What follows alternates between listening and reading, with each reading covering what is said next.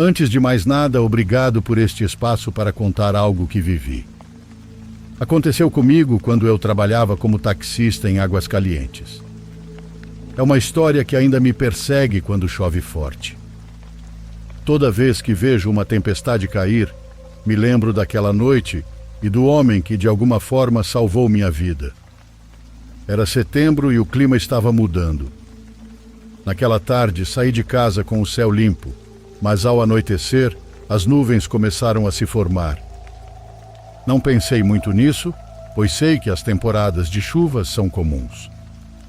Peguei um passageiro no centro e o deixei em uma fazenda nos arredores da cidade. Recebi um bom pagamento por isso. O caminho de volta era longo e solitário, cercado por alguns campos e morros. No meio do trajeto, as primeiras gotas começaram a cair. No início, parecia uma garoa inofensiva, mas em poucos minutos virou um pé d'água. A água batia no para-brisa com força, e o vento sacudia o carro como se tentasse empurrá-lo para fora da estrada. Liguei os faróis e reduzi a velocidade. A estrada virou um espelho escorregadio, e a água corria pelas laterais como pequenos riachos. Mal dava para enxergar além de alguns metros. O medo começou a se instalar no meu peito quando, de repente, percebi que a estrada estava alagando rapidamente. Segui em frente, confiando que encontraria um trecho mais alto onde a água não fosse um problema. Mas isso não aconteceu. Em determinado ponto, a estrada parecia desaparecer sob a água. Parei o carro, sentindo as rodas começarem a afundar. Tentei dar ré, mas o carro patinou. Eu estava preso. Meu coração batia forte enquanto eu olhava ao redor em busca de alguma casa ou sinal de ajuda. Mas só havia escuridão e água para todo lado. Foi então que vi uma luz fraca, como a de uma lanterna se movendo entre as árvores ao lado da estrada. Pensei que poderia ser outra pessoa presa na tempestade. Desci do carro, me molhando em segundos, e caminhei em direção à luz. Quando me aproximei, vi um homem de baixa estatura coberto por uma capa de chuva amarela. Ele parecia um camponês com botas cheias de lama e um chapéu gasto. "Boa noite", disse eu, tentando soar tranquilo. "O senhor pode me ajudar? Meu carro está atolado." O homem assentiu sem dizer uma única palavra e fez um gesto para que eu o seguisse. Caminhamos por uma trilha quase invisível no meio da chuva. Não sei quanto tempo se passou, mas em algum momento chegamos a uma pequena estrutura de adobe, uma espécie de abrigo improvisado. Ele me indicou que entrasse. Lá dentro estava seco, embora o vento fizesse as paredes rangerem. O homem acendeu uma vela e me ofereceu um cobertor para me secar. Foi então que finalmente ele falou: "Você não pode ficar aqui por muito tempo. A água vai subir mais." Ele disse isso com uma voz grave.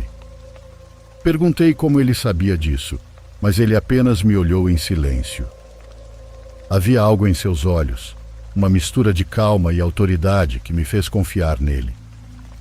Ele pediu que eu esperasse enquanto ia buscar algo. Ele saiu na chuva e me deixou sozinho. Os minutos pareceram horas e o medo voltou a tomar conta de mim. Pensei em sair para procurá-lo, mas justo quando estava prestes a abrir a porta, ele voltou.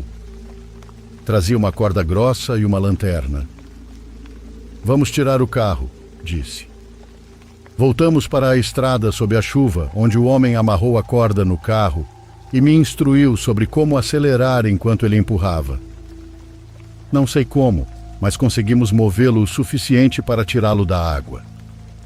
Quando finalmente ficou livre, senti um alívio enorme, mas ao me virar para agradecê-lo, o homem havia desaparecido.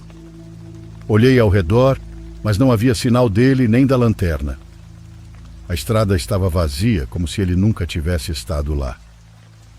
Subi no carro, liguei o motor e dirigi sem olhar para trás. Quando cheguei à cidade, me senti seguro pela primeira vez em horas. No dia seguinte, voltei ao local com tempo bom para procurar o abrigo onde fiquei protegido da chuva.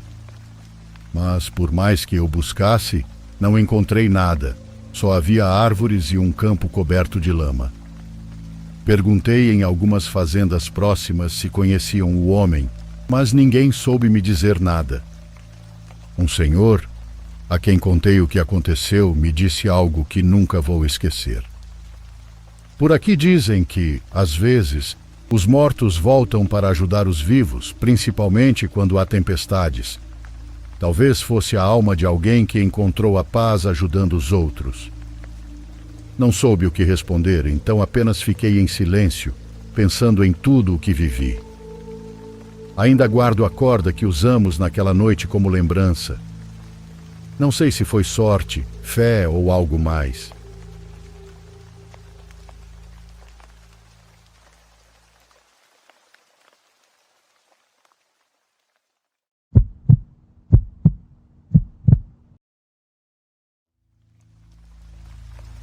Oi, Diário. Quero compartilhar uma história, pois ouvi recentemente uma em seu canal e me abriu a mente para relatar. Essa é uma história que marcou minha vida e me deixou lições que nunca vou esquecer. Acredito que as pessoas que já passaram por esse tipo de situação relacionada à bruxaria vão me entender. Meu nome é Fernanda, e isso aconteceu há alguns anos, quando eu ainda morava em Boa Vista e estava tentando construir meu sonho de ter uma pequena confeitaria. O que vivi naquela época não apenas abalou minha confiança nas pessoas ao meu redor, mas também me fez entender que a inveja pode ser uma força muito perigosa. Desde pequena, sempre adorei assar bolos. As tardes em casa com minha mãe, preparando bolos e biscoitos, eram meus momentos favoritos. Quando cresci, decidi transformar essa paixão na minha forma de vida. Não foi fácil no começo. Abrir a confeitaria me custou meses de economia, muito trabalho e também enfrentar o ceticismo de algumas pessoas, incluindo de uma amiga de muitos anos. Maria e eu éramos amigas desde o ensino fundamental, embora sempre tivéssemos personalidades diferentes. De alguma forma, conseguimos manter a amizade. Eu era otimista e sempre tentava ver o lado bom das coisas, enquanto Maria costumava ser mais cínica e negativa. Ela já havia tentado vários negócios no passado, desde vender roupas até abrir um pequeno café, mas nenhum prosperou. Ela dizia que tudo era culpa do azar ou da inveja das outras pessoas, mas quem a conhecia sabia que, na verdade, sua má atitude afastava as oportunidades. Quando abri a confeitaria, Maria parecia feliz por mim. Ela me parabenizou e veio à inauguração com um buquê de flores. Porém, logo percebi pequenos comentários que me fizeram duvidar de sua sinceridade. Tomara que dê certo, mas sei não. A concorrência está forte, disse ela certa vez. Em outra ocasião, mencionou que meu local não tinha a melhor localização. Tentei não dar importância, pensando que eram apenas observações casuais, mas com o tempo, essas atitudes se tornaram mais evidentes. Minha confeitaria começou a prosperar rapidamente, e as pessoas do bairro adoravam meus produtos. Logo começaram a chegar pedidos para empresas e eventos. Meu nome começou a se espalhar, e meus lucros aumentaram. Isso enchia meu coração de alegria, mas também trouxe algo mais: a inveja de Maria. Uma tarde, enquanto assava um grande pedido, Maria apareceu na confeitaria sem avisar. Ela parecia tensa e um pouco irritada. Fernanda, não sei como você faz, mas parece que tudo dá certo para você. Às vezes, sinto que eu não nasci para ter sorte, disse com um sorriso sem brilho. Tentei consolá-la, lembrando que o sucesso leva tempo e esforço, mas algo no olhar dela me deixou nervosa. Pouco tempo depois, as coisas começaram a mudar na confeitaria. Os pedidos começaram a atrasar sem motivo aparente. O forno, que sempre funcionou perfeitamente, começou a desligar sem explicação. E alguns clientes reclamaram que os bolos não tinham o mesmo sabor de antes, apesar de usarmos as mesmas receitas e ingredientes. No começo pensei que fosse apenas coincidência ou erros meus, mas logo os problemas ficaram ainda mais estranhos. Certa noite, enquanto limpava a cozinha, encontrei um monte de cinzas em forma de círculo perto da porta dos fundos. Eu não entendia como aquilo tinha parado ali, mas algo dentro de mim dizia que não era um simples acidente. Poucos dias depois, uma vizinha veio até a confeitaria e, com um tom preocupado, me perguntou: Fernanda, você conhece alguém que tenha inveja de você? Pergunto porque tenho visto coisas estranhas ao redor do seu estabelecimento à noite. Ao ouvir isso, me lembrei imediatamente de Maria e de seus comentários, mas eu me recusava a acreditar que uma amiga pudesse me fazer algo assim. Mas os problemas continuaram. Uma manhã, ao abrir a confeitaria, encontrei um pequeno saquinho de pano vermelho com objetos estranhos dentro: ervas secas, alfinetes e o que parecia ser um chumaço de cabelo. O medo percorreu meu corpo inteiro e decidi buscar ajuda. Foi assim que cheguei a uma conhecida da mãe da minha prima, Dona Dalva. Diziam que ela trabalha com cura e, sem hesitar, levei o saquinho até a casa dela. Ao vê-la me surpreendi, pois era tão idosa e pititica. Isso não é bom, Fernanda. Alguém tem muita inveja de você e está tentando te prejudicar. Precisamos limpar sua confeitaria e te proteger antes que as coisas piorem, disse ela. Naquela mesma tarde, Dona Dalva foi até meu negócio e realizou uma limpeza espiritual. Ela acendeu incenso, colocou velas nos cantos e começou a pronunciar algumas orações que me fizeram se sentir um pouco mais tranquila. Ela também me deu um frasco de água para borrifar na entrada todas as noites e um amuleto para carregar comigo. E embora a situação tenha melhorado um pouco após a limpeza, os problemas não desapareceram completamente. Certa noite, enquanto fechava a confeitaria, senti que alguém me observava.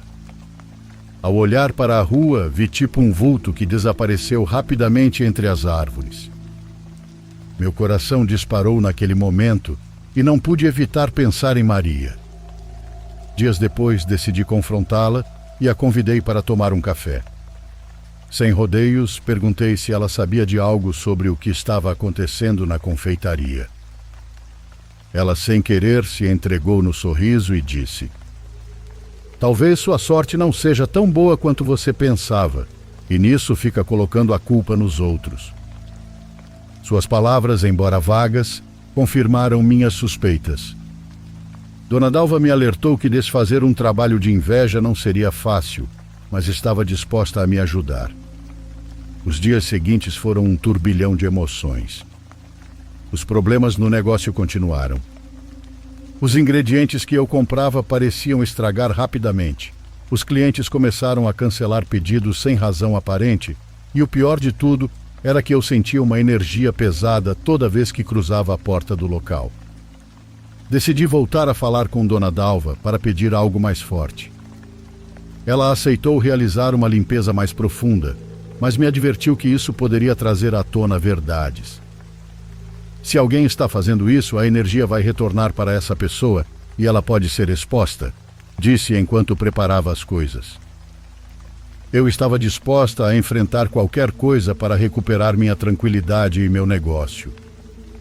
A limpeza foi feita na noite seguinte, após o fechamento da confeitaria. Dona Dalva acendeu velas pretas e brancas, colocou um círculo de sal e começou a cantar algumas orações. Enquanto a fumaça do incenso preenchia o espaço, senti uma sensação de tensão aumentando pouco a pouco. Em certo momento parecia como se algo invisível estivesse resistindo a ser expulso. De repente, uma das velas pretas se apagou. Dona Dalva parou e me olhou. Isso confirma o que eu suspeitava. Há alguém realmente próximo de você que colocou este trabalho. Ela me pediu que trouxesse qualquer objeto que pudesse estar relacionado a Maria ou a qualquer pessoa que tivesse acesso à confeitaria. Pensei nos momentos em que Maria visitava o negócio sem avisar, sempre com aquele sorriso falso, comentando detalhes que pareciam inocentes, mas que agora ganhavam um novo significado. No dia seguinte, enquanto revistava a confeitaria, encontrei um pequeno pingente dourado em forma de cabra. Estava escondido atrás de uma prateleira. Sabia que não era meu nem de nenhum cliente. O levei imediatamente a Dona Maria, que o examinou cuidadosamente. Isto foi colocado aqui como uma âncora para a energia negativa. Alguém colocou isso intencionalmente, e tenho certeza de que você já sabe quem foi, disse ela. Embora as evidências apontassem claramente para Maria, eu ainda não conseguia entender por que ela faria algo assim. Decidi confrontá-la mais uma vez, desta vez com o pingente como prova. Marquei um encontro com ela e, após alguns minutos de conversas superficiais, coloquei o pingente sobre a mesa. Maria, encontrei isso na confeitaria. Você tem algo a me dizer? Sua expressão mudou por um breve momento, mas rapidamente ela recuperou a postura. E o que isso tem a ver comigo? Certamente alguém mais o deixou lá. Você está procurando culpados onde não há, respondeu. Embora ela tentasse desviar o assunto, sua atitude apenas confirmou o que eu já sabia. Maria não admitiria nada facilmente, mas eu não precisava da sua confissão. Voltei a falar com Dona Dalva, que preparou um ritual para devolver a energia negativa à sua origem. Esse ritual foi muito mais intenso que o anterior. Durante o processo, Dona Dalva pediu que eu me concentrasse em liberar qualquer ressentimento ou medo que pudesse estar guardando na minha vida. Enquanto fazia isso, senti uma mistura de alívio e força que não experimentava há meses. Nos dias seguintes, as coisas começaram a mudar.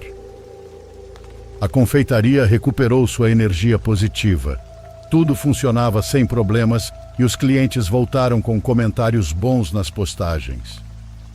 Mas o mais curioso foi o que começou a acontecer com Maria. Uma colega em comum me contou que ela havia começado a se queixar de fortes dores na cabeça e ela constantemente sentia que alguém a observava na casa. Pouco tempo depois, perdeu um negócio que tentava abrir e várias pessoas próximas a ela se afastaram sem explicação. Um dia, Maria apareceu na confeitaria. Ela estava visivelmente nervosa e parecia diferente, mais magra, com olheiras profundas e uma expressão de desespero. Fernanda, preciso falar com você, disse em voz alta. Fiz sinal para que entrasse. Após alguns minutos de silêncio, finalmente confessou. Sim, fui eu quem deixou aqueles objetos na sua confeitaria. Não suportava te ver feliz e bem-sucedida enquanto eu fracassava uma e outra vez. Pensei que, bloqueando sua sorte, poderia me sentir melhor, mas tudo saiu do controle, disse quase chorando. Ela admitiu que havia procurado alguém para fazer trabalhos de bruxaria, mas agora tudo havia se voltado contra ela. Apesar de sentir uma mistura de raiva e tristeza, percebi que Maria estava pagando o preço por suas ações. Disse que ela precisava buscar ajuda para limpar sua energia, mas também deixei claro que nossa amizade não poderia continuar. Sua traição havia deixado uma marca que eu não podia ignorar. Com o tempo, a tranquilidade voltou à minha vida. A confeitaria prosperou mais do que nunca, e eu aprendi uma lição valiosa sobre as pessoas e as energias que nos cercam. Embora Maria tenha ficado no passado, sua história sempre será um lembrete de que a inveja é uma força poderosa, mas nunca triunfa sobre o trabalho duro e um coração limpo.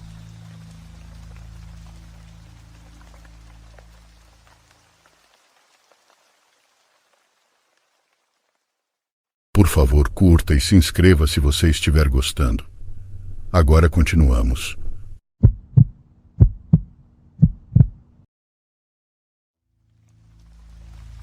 Eu trabalho como eletricista de campo para uma pequena cooperativa elétrica rural no sudoeste de Idaho. Meu trabalho muitas vezes exige que eu viaje por longos trechos de estradas secundárias. Às vezes faço isso na escuridão completa, para consertar linhas de energia danificadas por tempestades ou acidentes. Houve uma chamada em particular, cerca de 6 anos atrás, que guardo bem na memória. Naquela noite, por volta das 11 horas, meu supervisor me chamou pelo rádio. Uma série de linhas de energia havia caído perto de uma rodovia isolada de mão dupla, que atravessava terras agrícolas e áreas de arbustos de sálvia. Peguei meu equipamento, entrei no caminhão de serviço e segui para o local. A poluição luminosa naquela região é mínima. Em noites claras as estrelas são brilhantes, mas a noite em questão era sem lua. O céu estava profundamente escuro e as terras agrícolas abaixo pareciam absorver a escuridão, deixando quase nenhuma luz para me guiar. Quando cheguei ao local, percebi que as linhas caídas estavam a cerca de 800 metros da estrada principal, perto de uma trilha de terra esburacada. Depois de dirigir com cuidado, estacionei o caminhão ao lado de um poste inclinado e desci. O feixe da minha lanterna cortava o chão, revelando pedaços de fios espalhados na grama alta. Parte do poste estava rachado, provavelmente após ter sido atingido por algum equipamento agrícola mais cedo naquele dia. Anotei os reparos necessários e comecei a trabalhar. 10 minutos depois, ouvi um leve farfalhar. Parei e direcionei minha lanterna para a grama alta, esperando ver um coiote ou um coelho. Em vez disso, meu feixe de luz iluminou uma figura parada a cerca de 30 metros de distância. Quem quer que fosse estava usando um casaco com capuz, com o rosto parcialmente oculto. A pessoa não se mexia, não falava, apenas estava ali, parada.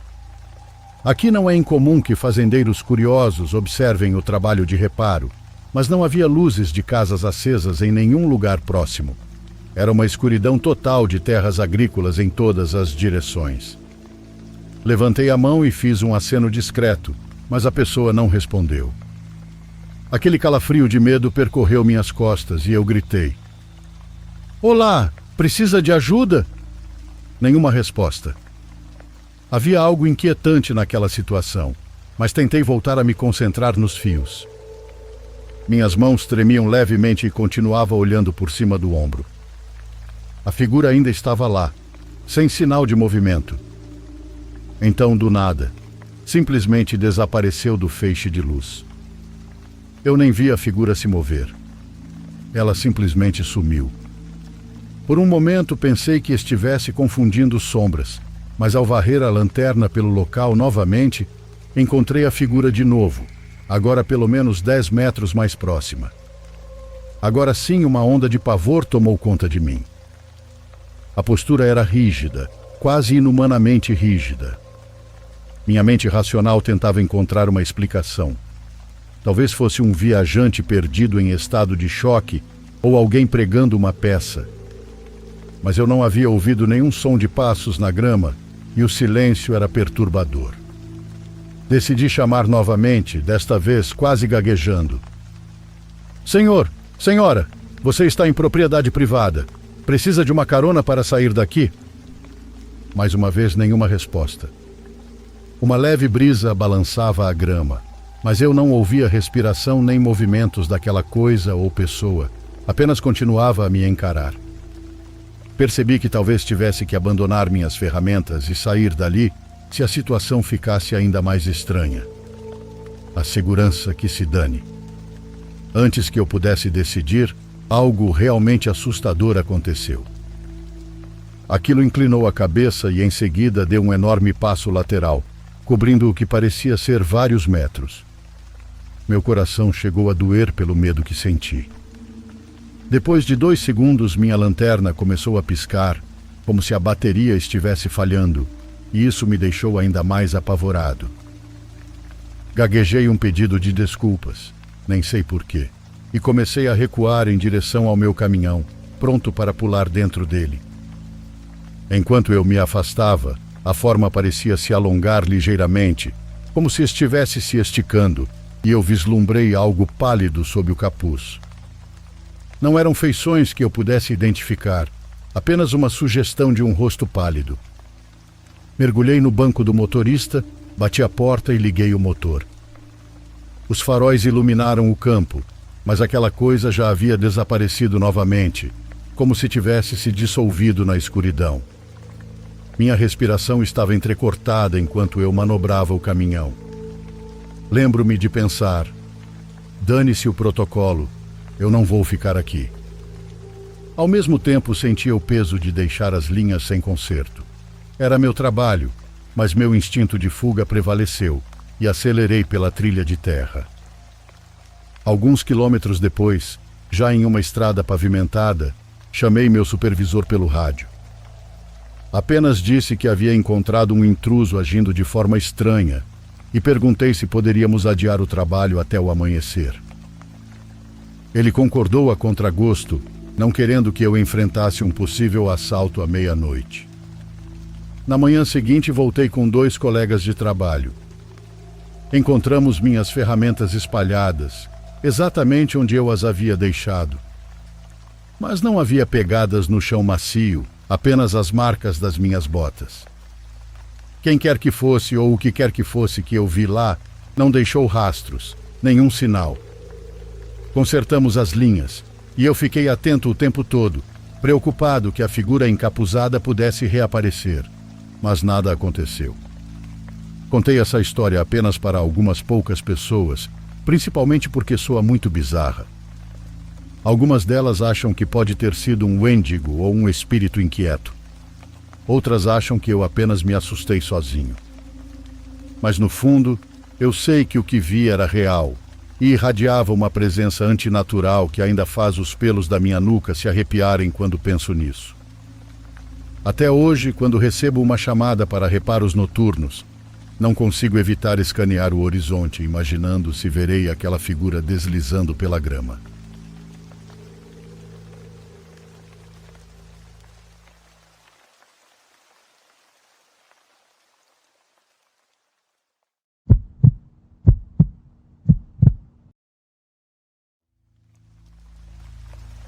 Eu moro em uma casa pequena em um bairro relativamente bom e também trabalho em casa. Meu escritório está montado no andar de cima, em um quarto pequeno, com minha mesa posicionada perto de uma janela que dá para a frente da casa. Eu gostava de poder abri-la para deixar entrar ar fresco ou para apreciar a vista quando o tempo estava agradável. Isso aconteceu no início do outono, então eu praticamente deixava a janela aberta o dia todo. Em um dia comum durante a semana, por volta do meio-dia, eu estava no meu trabalho de costume quando notei algo pela janela. Havia um homem parado no final da minha entrada de garagem. Ele não parecia estar passando, nem amarrando os sapatos ou algo do tipo. Ele estava apenas parado ali, olhando para minha casa. Não consegui dizer se ele podia me ver pela janela, mas depois de apenas alguns segundos olhando para ele foi embora. Achei aquilo bem estranho, mas não passou disso. O que mais eu poderia pensar ou fazer? Continuei trabalhando. Dei uma olhada pela janela ocasionalmente, mas como não vi mais nada, não me preocupei muito. No dia seguinte, minha rotina foi a mesma.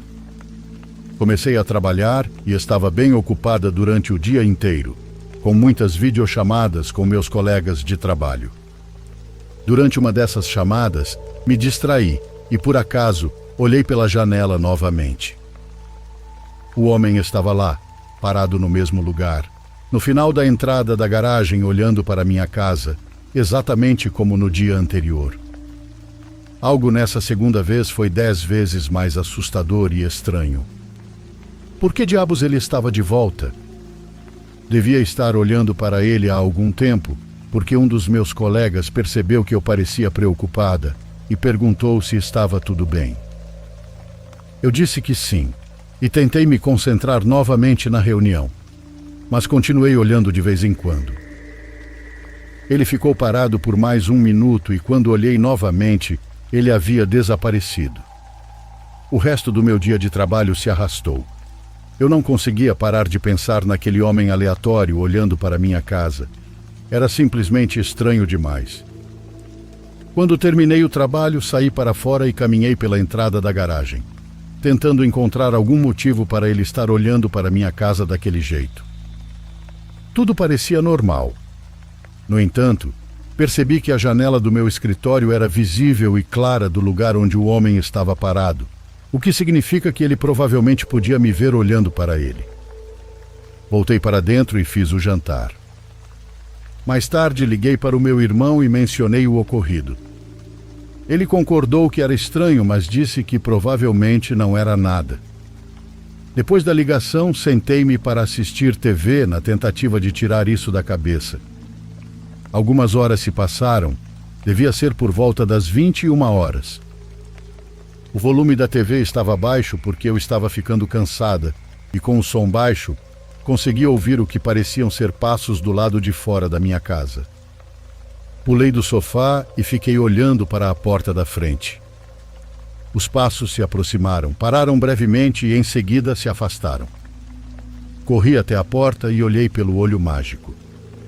Só consegui ver vagamente uma figura caminhando em direção à rua. Assim que ela desapareceu, abri a porta. Imediatamente notei um bilhete colado do lado de fora da porta. Era curto e dizia apenas: "Atenda a porta, Patrícia." Fiquei não só confusa, mas horrorizada. Como ele sabia meu nome e o que aquela mensagem significava? Ele nem bateu na porta ou ficou tempo suficiente para eu atender, não que eu fosse fazer isso de qualquer forma. Isso foi suficiente para eu chamar a polícia. 2 policiais vieram até minha casa e eu contei tudo a eles. Infelizmente não havia muito que eles pudessem fazer. Eles basicamente registraram tudo e disseram que se algo mais acontecesse, eu deveria chamá-los novamente. Isso não me deixou mais tranquila. Fiquei acordada até tarde naquela noite, deitada na cama sem conseguir dormir. Passei horas pensando naquele homem que estava me perseguindo e no bilhete assustador que ele deixou. Então, um pouco antes das 2 da manhã, uma batida na porta da frente ecoou pelo silêncio da casa. Meu corpo congelou. Depois de alguns segundos, ouvi mais batidas. Meu coração começou a bater mais rápido. Peguei meu telefone e liguei para o 911. Eles disseram que enviariam policiais imediatamente, mas as batidas continuaram o tempo todo enquanto eu esperava. Assustadoramente, elas nunca ficaram mais altas, nem mais apressadas ou agressivas. O operador me atualizou dizendo que os policiais estavam a 2 minutos de distância e logo depois disso, houve uma pausa mais longa entre as batidas. 15 segundos, depois 30 e então 1 minuto inteiro se passou. Quando os policiais chegaram, ninguém estava na porta. Eles chegaram tarde demais. Mais uma vez contei o que aconteceu e desta vez eles pareceram levar a situação um pouco mais a sério, mas ainda assim não era o suficiente para fazer algo. Eles disseram que fariam rondas na área pelas próximas semanas. Essas semanas vieram e se foram, e o homem nunca mais voltou à minha porta ou ao final da entrada da garagem, pelo menos pelo que sei. Já se passaram meses agora e ainda nada, mas isso ainda me apavora. A ideia do bilhete assustador dizendo para eu atender a porta e depois as batidas às 2 da manhã são simplesmente aterrorizantes. E também há o pensamento de que ele possa voltar, rondando constantemente na minha cabeça. Não sei o que ele queria, quem ele era ou se realmente foi embora de vez.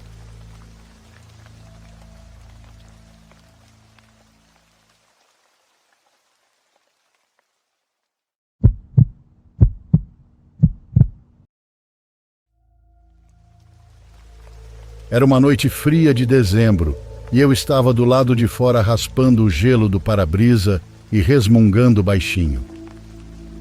Estava muito escuro e o estacionamento do meu trabalho estava praticamente vazio. Eu tinha trabalhado até tarde naquela noite e a maioria dos meus colegas de trabalho já tinha ido para casa. Concordei em ficar um pouco mais para ajudar a limpar antes de entrar no meu carro para a viagem de 30 minutos até em casa.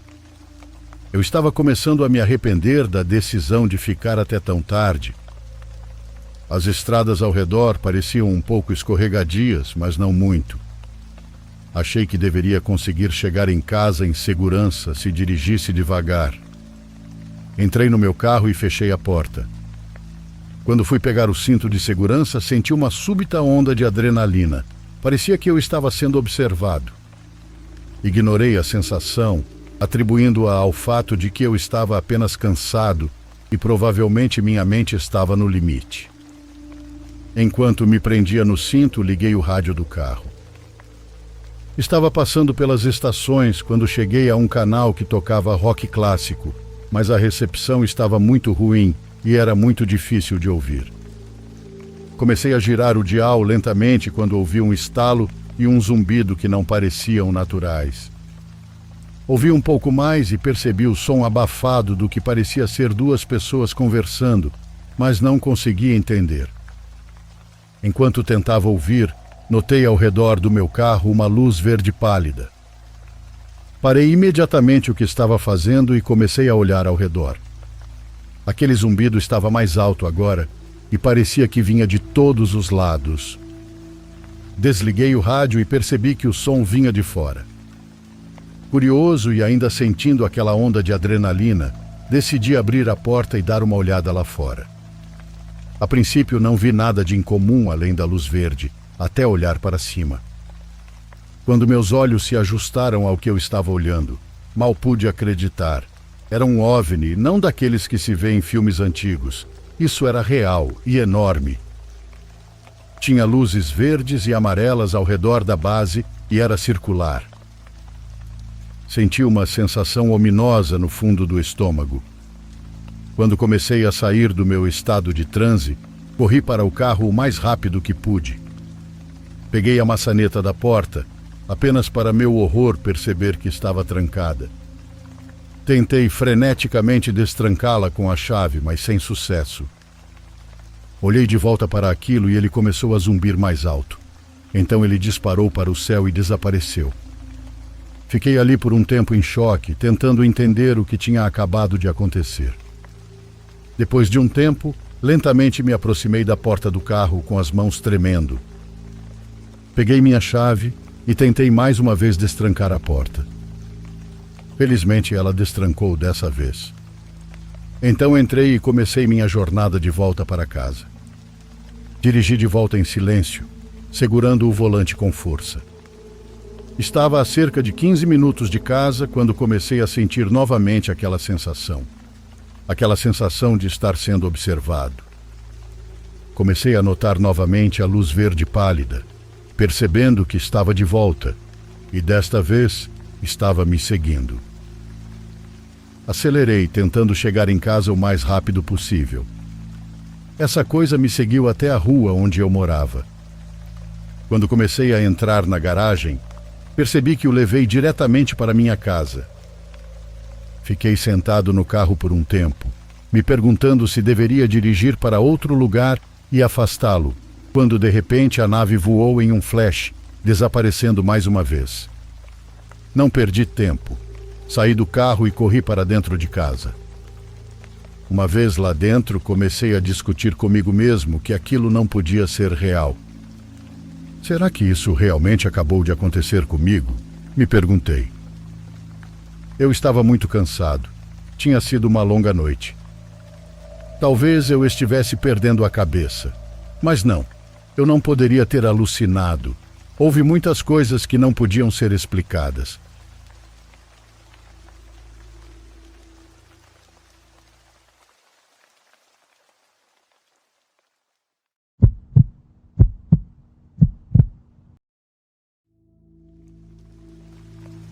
Eu estava voltando para minha cidade natal depois de uma viagem de trabalho que fiz no início da semana.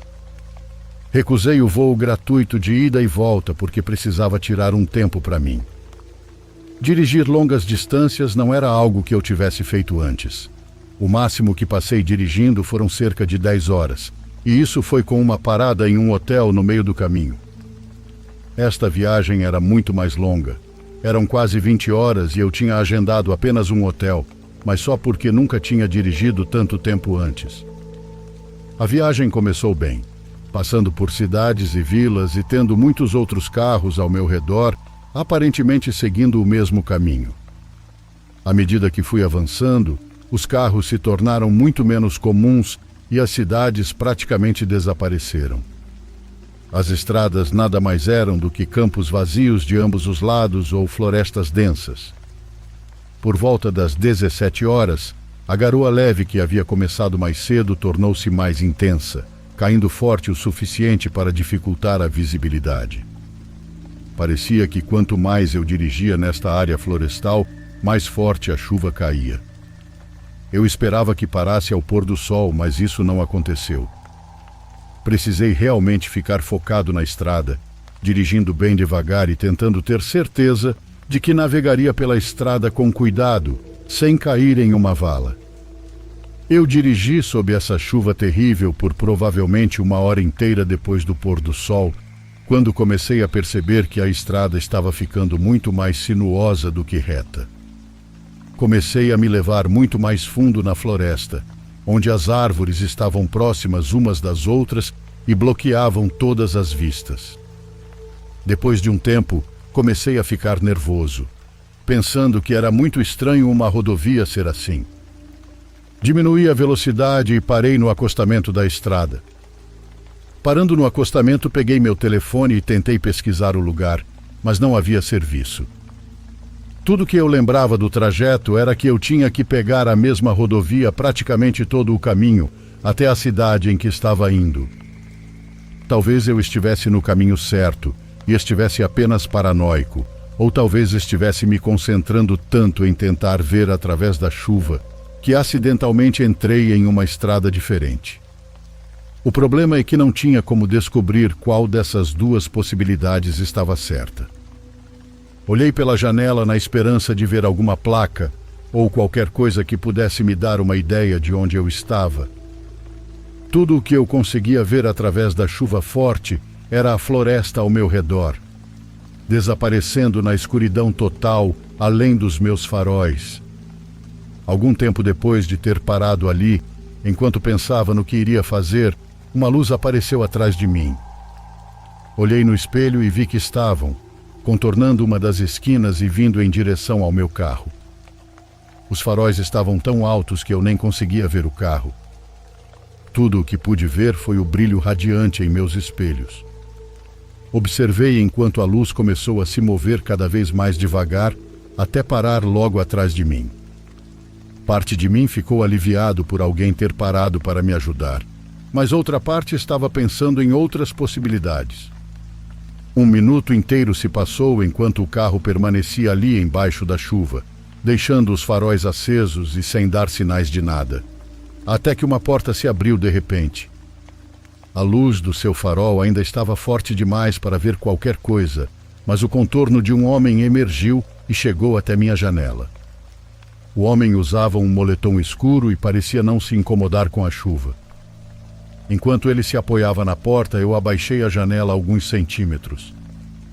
Ele perguntou se eu precisava de ajuda e respondi que só precisava saber onde estava e se ainda estava no caminho certo.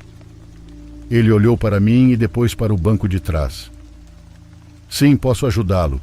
Deixe-me pegar meu telefone. Ele começou a se afastar enquanto eu fechava a janela para bloquear a chuva. Havia algo estranho na minha interação com ele, mas eu não conseguia descobrir o que era. Simplesmente parecia estranho.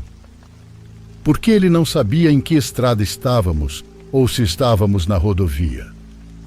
Observei pelos retrovisores o homem voltar para trás das luzes fortes. Pude vê-lo de relance mexendo em alguma coisa no carro por alguns momentos antes de voltar. Ele se aproximou, mas momentos antes de chegar ao meu carro, vi que a chuva marcou algo em seu bolso. Era algo grande em formato de L, e não estava com ele na nossa primeira interação. Não sei se estava doido ou o quê, mas liguei o carro no mesmo instante para sair dali. O homem de repente enfiou algo em meu pneu. Pisei no acelerador, vendo o cara ficar visivelmente assustado e pular para trás enquanto eu me afastava o mais rápido que podia. Eu sabia que ele provavelmente tentaria me alcançar, então dirigi igual um louco por vários minutos, temendo a ideia de ver as luzes dele atrás de mim. Felizmente ele não me seguiu. Dirigi cerca de 5 quilômetros antes de finalmente encontrar um cruzamento com uma placa de posto de gasolina à frente. Quando estacionei, é claro que chamei a polícia. Também descobri que o homem havia esfaqueado meu pneu e a faca ainda estava presa na lateral, parcialmente pendurada para fora. O fato de ainda estar lá e cobrir o buraco é provavelmente a única razão pela qual consegui escapar sem parar na estrada. Se eu tivesse demorado 1 segundo para ir embora, acho que nunca mais teria sido visto vivo depois daquela noite.